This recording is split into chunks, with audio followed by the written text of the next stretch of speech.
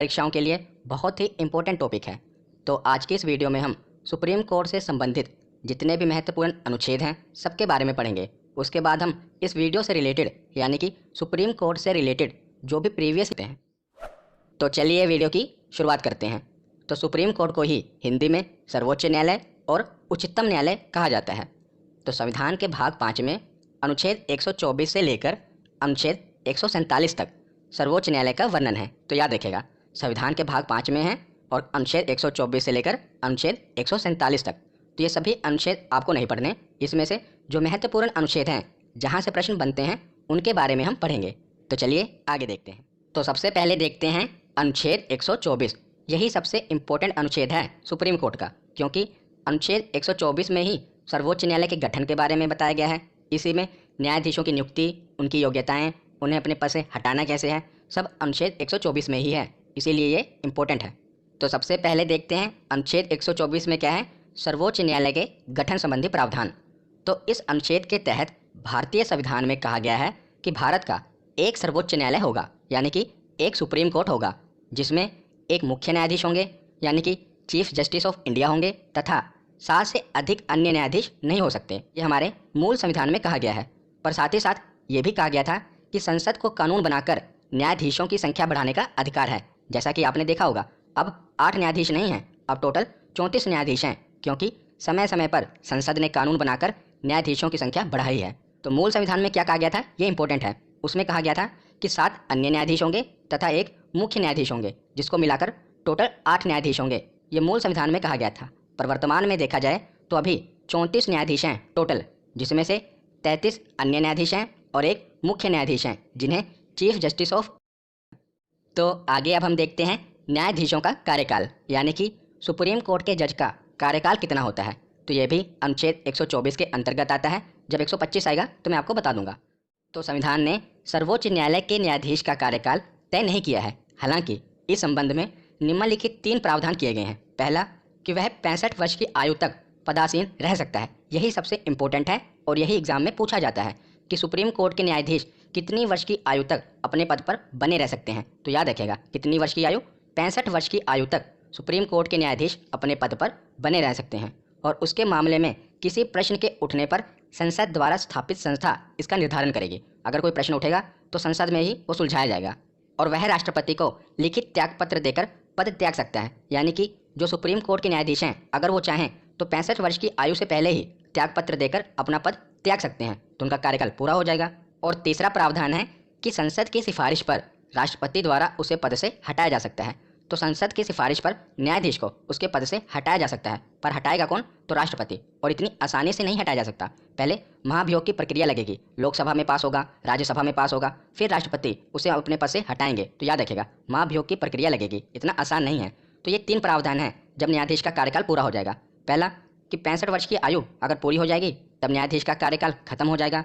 दूसरा, अगर वो खुद ही त्यागपत्र दे दें।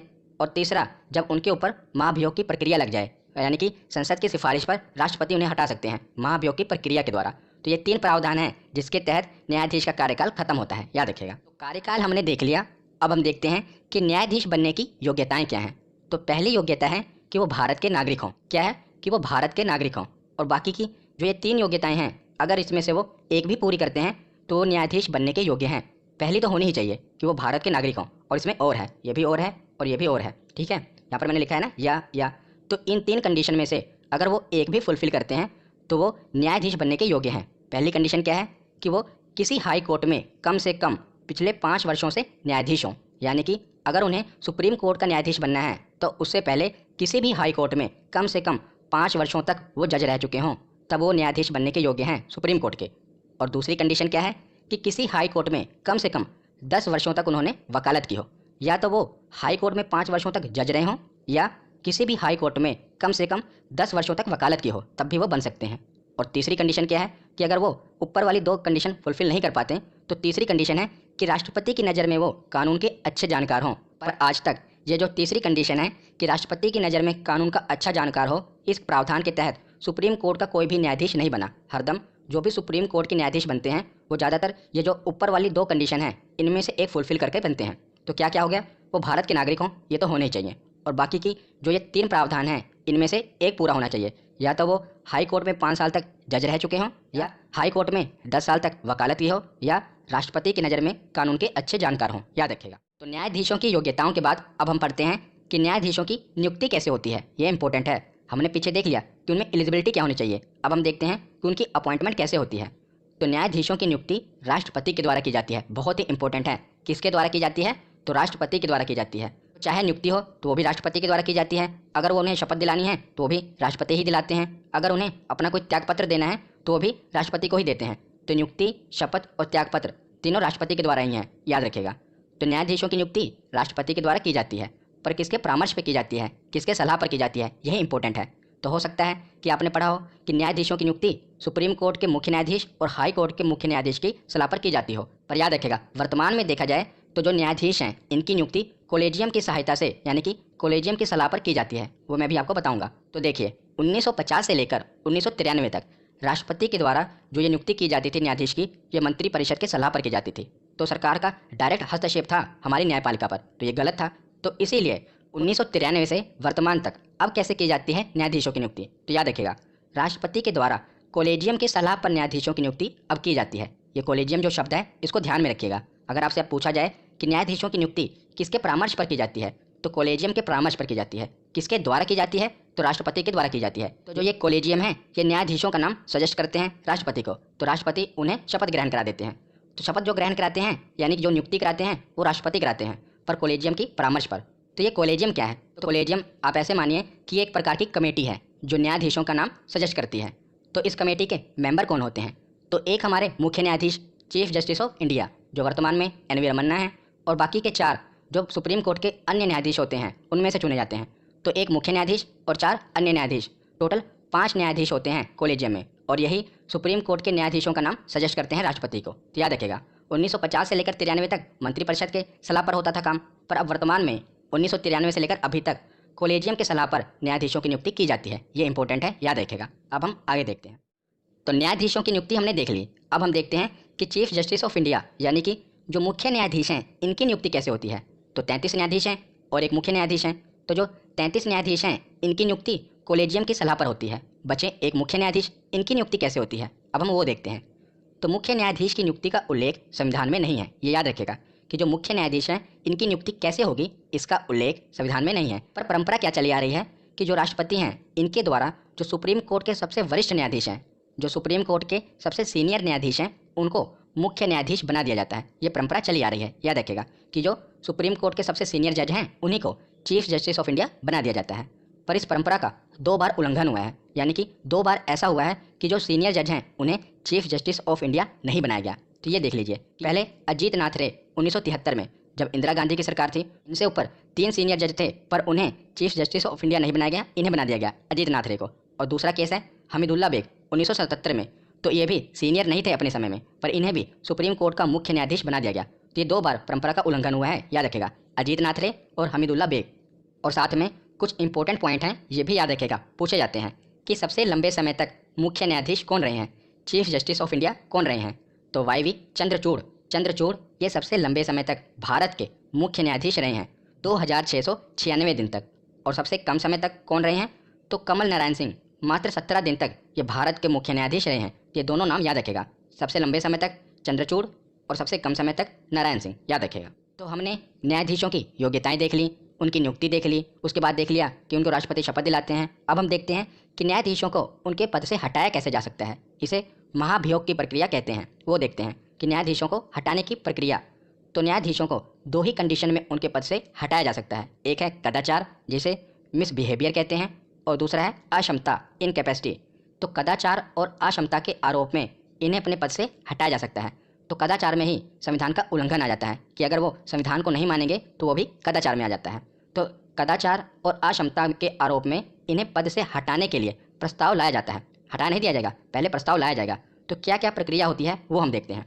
तो सबसे पहले है कि न्यायाधीशों को हटाने का प्रस्ताव किसी भी सदन में लाया जा सकता है। ये कोई बाध्य नहीं है कि पहले लोकसभा में ही इस प्रस्ताव को लाया जाए, किसी भी सदन में लाया जा सकता है। पर यह याद रखेगा कि अगर प्रस्ताव सबसे पहले लोकसभा में लाया गया है तो कम से कम लोकसभा के 100 सदस्य इसके समर्थन में होने चाहिए। ये नहीं कि किसी की भी मर्जी चली किसी भी सदस्य की और न्यायाधीश को हटाने का प्रस्ताव पेश कर दिया गया। नहीं, अगर वो लोकसभा में लाया जाएगा तो कम से कम 100 सदस्य इसके समर्थन में होने चाहिए। पर अगर यही प्रस्ताव सबसे पहले राज्यसभा में लाया जाए तो कम से कम 50 सदस्यों का समर्थन चाहिए। ये दोनों पॉइंट याद रखिएगा कि अगर प्रस्ताव लोकसभा में लाया गया तो कम से कम 100 सदस्यों का समर्थन, अगर राज्यसभा में लाया जाए तो कम से कम 50 सदस्यों का समर्थन जरूरी है। अगर ये समर्थन भी मिल गया फिर तो समर्थन मिल जाने के बाद संबंधित सदन के अध्यक्ष द्वारा आरोपों की जांच करवाई जाएगी। यानी कि संबंधित सदन का मतलब जहां सबसे पहले ये प्रस्ताव पास किया गया जिस सदन में, उसके अध्यक्ष के द्वारा पहले न्यायाधीश पे जो आरोप लगे हैं उनकी जाँच करवाई जाएगी। फिर जांच के बाद संसद में इस पर चर्चा होगी, इस पर बहस होगी। और याद रखेगा, चर्चा होने से कम 14 दिन पहले संबंधित न्यायाधीश को सूचित करना आवश्यक है। ये इंपॉर्टेंट है कि संसद में बहस चले, इसे 14 दिन पहले जिस न्यायाधीश पर आरोप लगे हैं उसको नोटिस दिया जाएगा ताकि वो अपनी बेगुनाही का सबूत दे सके। उसके बाद दोनों सदनों में यदि 2/3 बहुमत से ये पास हो गया कि इस न्यायाधीश को हटाना है, अगर पहले लोकसभा में ये प्रस्ताव गया है तो वहाँ से भी 2/3 बहुमत से पास हो जाए, उसके बाद राज्यसभा में भी 2/3 बहुमत से पास हो जाए, तो उसके बाद इस प्रस्ताव को राष्ट्रपति के पास भेज दिया जाएगा और राष्ट्रपति इस पर हस्ताक्षर कर देंगे। तो उसके बाद जाकर न्यायाधीश को हटाया जाएगा। पर याद रखिएगा, आज तक किसी भी न्यायाधीश को महाभियोग की प्रक्रिया से हटाया नहीं गया क्योंकि बहुत ही जटिल प्रक्रिया है। पहले तो लोकसभा से 2/3 बहुमत से पास हो, उसके बाद राज्यसभा में भी 2/3 बहुमत से पास हो, उसके बाद किसी न्यायाधीश को हटाया जा सकता है। तो इतनी आसान प्रक्रिया नहीं है किसी भी न्यायाधीश को हटाने की। तो जैसा कि पीछे हमने पूरी प्रक्रिया देख ली और मैंने आपको बताया कि अभी तक सर्वोच्च न्यायालय के किसी भी न्यायाधीश पर महाभियोग लगाकर हटाया नहीं गया है। हाँ, इसकी कोशिश जरूर की गई है पर किसी को हटाया नहीं गया। तो कोशिश की गई है वो भी देख लेते हैं कि सबसे पहले वी रामास्वामी एक जज थे सुप्रीम कोर्ट के। ये एकमात्र न्यायाधीश हैं जिन्हें हटाने के लिए लोकसभा में प्रस्ताव लाया गया, मगर यह प्रस्ताव पारित ही नहीं हो पाया। लोकसभा में लाया तो गया पर प्रस्ताव पारित नहीं हो पाया, तो इन्हें भी हटाया नहीं गया। और दूसरा केस है दीपक मिश्रा। ये भी सुप्रीम कोर्ट के एकमात्र न्यायाधीश हैं जिन्हें हटाने के लिए प्रस्ताव राज्यसभा में लाया गया और वहाँ भी इसे प्रस्ताव को पारित नहीं किया गया, इसे तो सभापति ने ही खारिज कर दिया। तो दो केस हैं, रामास्वामी को हटाने के लिए लोकसभा में प्रस्ताव लाया गया पर पारित नहीं हो पाया, और दीपक मिश्रा को हटाने के लिए राज्यसभा में प्रस्ताव लाया गया पर राज्यसभा के सभापति ने ही इस प्रस्ताव को खारिज कर दिया। तो ये दोनों नाम याद रखेगा, रामास्वामी और दीपक मिश्रा। तो अनुच्छेद 124 के बाद अब हम आते हैं अनुच्छेद 125 पर। तो इसमें क्या है, न्यायाधीशों के वेतन और भत्ते कि उन्हें वेतन कितना दिया जाता है। तो सर्वोच्च न्यायालय के न्यायाधीशों को भारत की संचित निधि से वेतन दिया जाता है, याद रखेगा। और जब तक यह अपने पद पर रहते हैं इनके वेतन से किसी भी प्रकार की कटौती नहीं की जा सकती। यह संविधान में लिखा है कि जब तक ये अपने पद पर रहते हैं इनके वेतन से किसी भी प्रकार की कटौती नहीं की जा सकती। हाँ, बढ़ाया जा सकता है पर कटौती नहीं की जा सकती। तो इन्हें वेतन मिलता कितना है ये देख लेते हैं। तो हमने पीछे देखा था कितने टोटल न्यायाधीश हैं सुप्रीम कोर्ट में, तो 33 अन्य न्यायाधीश और एक मुख्य न्यायाधीश। तो जो मुख्य न्यायाधीश हैं उन्हें 2,80,000 प्रति महीने मिलता है और जो अन्य न्यायाधीश हैं इन्हें 2,50,000 प्रति महीने मिलता है। तो मुख्य न्यायाधीश को 2,80,000 और जो अन्य न्यायाधीश हैं 33 न्यायाधीश हैं उन्हें 2.5 लाख, याद रखेगा। तो आगे देखते हैं अनुच्छेद 126। इसमें क्या कहा गया है कि कार्यकारी मुख्य न्यायाधीश की नियुक्ति। मान लीजिए कि मुख्य न्यायाधीश का पद रिक्त है, किसी भी कारण वजह से वो बीमार पड़ गए हैं या कहीं पर छुट्टी पर गए हैं, तो उनकी जगह पर कार्यकारी मुख्य न्यायाधीश की नियुक्ति की जाती है। तो मुख्य न्यायाधीश का पद रिक्त होने पर राष्ट्रपति सर्वोच्च न्यायालय के किसी भी न्यायाधीश को कार्यवाहक मुख्य न्यायाधीश नियुक्त कर सकते हैं अस्थायी तौर पर, याद रखेगा। यहाँ पर क्या कहा गया है कि किसी भी न्यायाधीश को, सुप्रीम कोर्ट के किसी भी न्यायाधीश को कार्यवाहक मुख्य न्यायाधीश नियुक्त कर दिया जाता है, पर जनरली जो सबसे सीनियर जज होते हैं सुप्रीम कोर्ट के उन्हीं को कार्यकारी मुख्य न्यायाधीश बनाया जाता है, याद रखेगा। तो अनुच्छेद 126 के बाद अब हम आते हैं अनुच्छेद 127 पर। इसमें क्या है, तदर्थ न्यायाधीश की नियुक्ति, जिसे इंग्लिश में कहते हैं एडहोक जज। तो 126 में हमने देखा कि जो मुख्य न्यायाधीश हैं अगर इनका पद अस्थायी तौर पर रिक्त होगा तो उसकी जगह पर कार्यवाहक मुख्य न्यायाधीश बनाए जाएंगे, पर जो बाकी के 33 न्यायाधीश हैं अगर उनका पद अस्थायी तौर पर रिक्त होगा तो उसकी जगह पर किसकी नियुक्ति की जाएगी वो इसमें बताया गया है। तो पहले मैं आपको बता देता हूँ कि इसमें लिखा क्या है, उसके बाद आसान शब्दों में समझा दूंगा। तो गणपूर्ति नहीं होने की स्थिति में भारत का मुख्य न्यायाधीश एक अस्थायी अवधि के लिए सर्वोच्च न्यायालय के तदर्थ न्यायाधीश के रूप में किसी उच्च न्यायालय की न्यायाधीश की नियुक्ति कर सकता है, और वह संबंधित उच्च न्यायालय के मुख्य न्यायाधीश के साथ परामर्श और राष्ट्रपति की पूर्ण सहमति के बाद ही ऐसा कर सकता है। तो इसमें क्या कहा गया है मैं आपको समझाता हूँ। तो मान लीजिए कि जो 33 न्यायाधीश हैं उनमें से कई न्यायाधीशों का पद रिक्त है, तो उनकी जगह पर अस्थायी तौर पर जो भारत का मुख्य न्यायाधीश है ये राष्ट्रपति की पहले तो सहमति लेंगे और उसके बाद किसी भी हाई कोर्ट के न्यायाधीश को जो भारत का सुप्रीम कोर्ट का न्यायाधीश है उनकी जगह पर अस्थायी तौर पर नियुक्त कर सकते हैं। उन्हीं को तदर्थ न्यायाधीश कहा जाएगा। पर ये याद रखिएगा, मान लीजिए चीफ जस्टिस ऑफ इंडिया ने इलाहाबाद हाई कोर्ट के न्यायाधीश को अस्थायी तौर के लिए सुप्रीम कोर्ट का न्यायाधीश बना दिया। पर उससे पहले जो सीजेआई हैं, इन्हें दो लोगों की परमिशन लेनी होगी। वो कौन कौन है? एक तो राष्ट्रपति हैं, इनकी अनुमति लेनी पड़ेगी, और दूसरे जिस भी हाई कोर्ट से न्यायाधीश को लिया गया है, मतलब कि जिस भी हाई कोर्ट से न्यायाधीश को सुप्रीम कोर्ट का न्यायाधीश बनाया गया है, उस हाई कोर्ट के मुख्य न्यायाधीश से भी परमिशन लेनी पड़ेगी। जैसे इलाहाबाद हाई कोर्ट के न्यायाधीश को सुप्रीम कोर्ट का अस्थायी तौर पर न्यायाधीश बनाया गया, तो इलाहाबाद हाई कोर्ट के चीफ जस्टिस से परमिशन लेनी पड़ेगी भारत के मुख्य न्यायाधीश को, याद रखेगा। तो उस हाई कोर्ट के चीफ जस्टिस और राष्ट्रपति दोनों का परामर्श लेकर ही जो हमारे चीफ जस्टिस ऑफ इंडिया हैं, ये तदर्थ न्यायाधीश की नियुक्ति कर सकते हैं। आशा करता हूँ आपको समझ में आया होगा।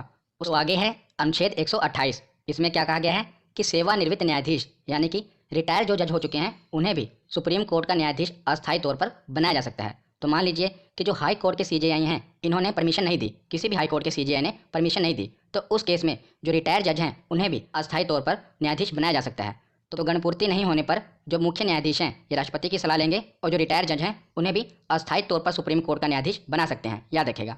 आगे है अनुच्छेद 129, उच्चतम न्यायालय का अभिलेख न्यायालय होना। यानी कि जो भी सुप्रीम कोर्ट के द्वारा फैसला सुनाया जाएगा, वो पत्थर की लकीर होगा, उसे एक रिकॉर्ड की तरह संभाल कर रखा जाएगा। मान लीजिए सुप्रीम कोर्ट ने कोई फैसला सुनाया किसी भी जुल्म के लिए और 1 साल की सज़ा दी, तो उसके बाद अगर वो जुल्म भारत में कहीं पर भी किसी के भी द्वारा किया जाएगा, तो 1 ही साल की सज़ा सुनाई जाएगी। वो एक रिकॉर्ड की तरह होगा, चाहे कोई हाई कोर्ट हो या डिस्ट्रिक्ट कोर्ट हो या खुद सुप्रीम कोर्ट हो।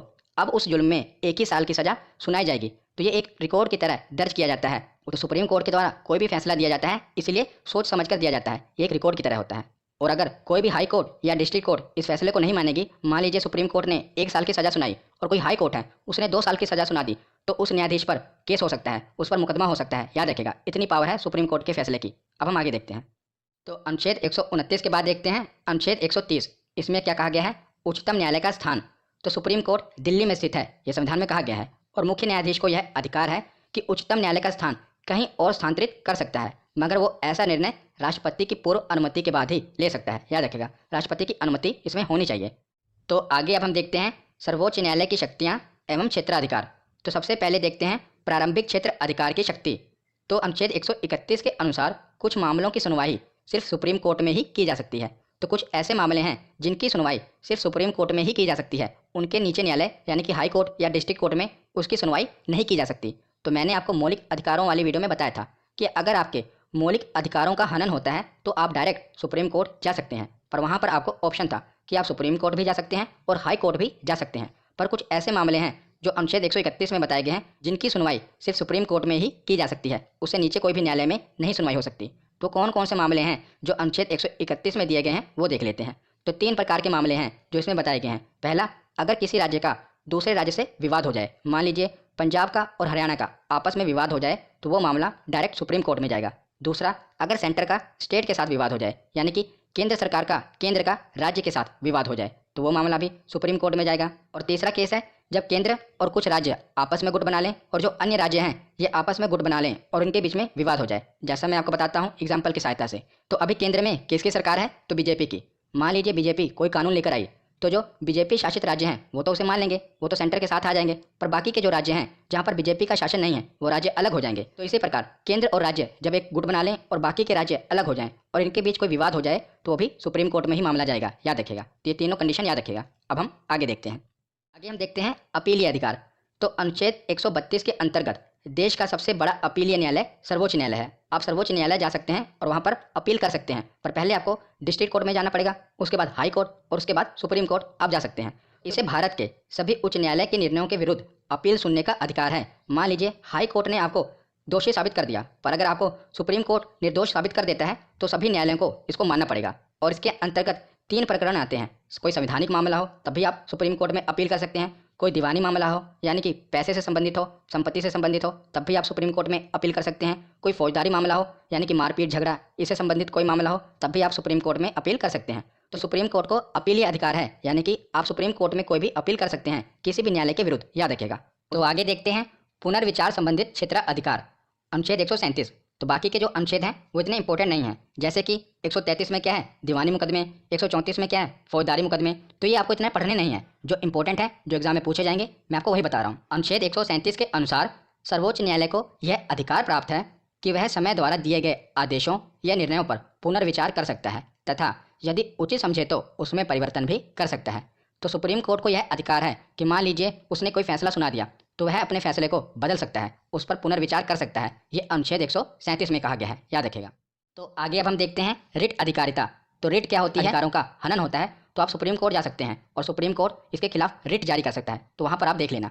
तो हम देखते हैं कि अनुच्छेद 139 के अनुसार संसद सुप्रीम कोर्ट को मौलिक अधिकारों के अलावा भी अन्य मामलों में रिट जारी करने का अधिकार प्रदान कर सकती है। तो हमने पढ़ा था कि अगर मौलिक अधिकारों का हनन होता है तो सुप्रीम कोर्ट रिट जारी कर सकता है, पर मौलिक अधिकारों के अलावा भी अगर संसद कोई कानून बना दे तो उस केस में भी सुप्रीम कोर्ट रिट जारी कर सकता है। ये इसमें कहा गया है, याद रखेगा। और मौलिक अधिकार वाली वीडियो जरूर देख लेना, वहाँ पर मैंने सभी रिट बताए हुए हैं। उसके बाद देखते हैं सलाहकार क्षेत्राधिकार। ये बहुत इंपॉर्टेंट है, याद रखेगा। इसमें क्या कहा गया है? तो अनुच्छेद 143 के अनुसार राष्ट्रपति संवैधानिक मामलों में सुप्रीम कोर्ट से परामर्श ले सकते हैं, सुप्रीम कोर्ट से सलाह ले सकते हैं राष्ट्रपति। ये इसमें कहा गया है, बहुत इंपॉर्टेंट है, याद रखेगा। पर जो सुप्रीम कोर्ट के द्वारा सलाह दी जाएगी इसको मानने के लिए राष्ट्रपति बाध्य नहीं है, वो चाहे तो माने चाहे तो ना माने। पर अनुच्छेद 143 उन्हें ये पावर देता है कि वो सुप्रीम कोर्ट से परामर्श ले सकते हैं, पर उसको मानने के लिए वो बाध्य नहीं है। तो आगे हम कुछ महत्वपूर्ण, भारत के किस मुख्य न्यायाधीश ने राष्ट्रपति के रूप में भी काम किया है? तो कौन से ऐसे न्यायाधीश हैं जो मुख्य न्यायाधीश भी रह चुके हैं और कार्यवाहक राष्ट्रपति भी बन चुके हैं? तो इनका नाम है मोहम्मद हिदायतुल्ला, याद रखेगा। क्या नाम है? मोहम्मद हिदायतुल्ला। ये मुख्य न्यायाधीश भी रह चुके हैं और भारत के राष्ट्रपति भी रह चुके हैं। उसके बाद देखते हैं सुप्रीम कोर्ट की सबसे पहली महिला न्यायाधीश कौन थी? तो भारत में सुप्रीम कोर्ट की सबसे पहली महिला जज कौन बनी थी? ये है फातिमा बीबी। इनका नाम भी इंपॉर्टेंट है, याद रखेगा। और याद रखेगा कि आज तक भारत की कोई भी महिला मुख्य न्यायाधीश नहीं बनी है, यानी कि भारत में कोई भी महिला चीफ जस्टिस ऑफ इंडिया नहीं बनी। पर ये जो फातिमा बीबी हैं ये भारत की सबसे पहली सुप्रीम कोर्ट की महिला न्यायाधीश बनी थी, इसीलिए इंपॉर्टेंट है, याद रखेगा।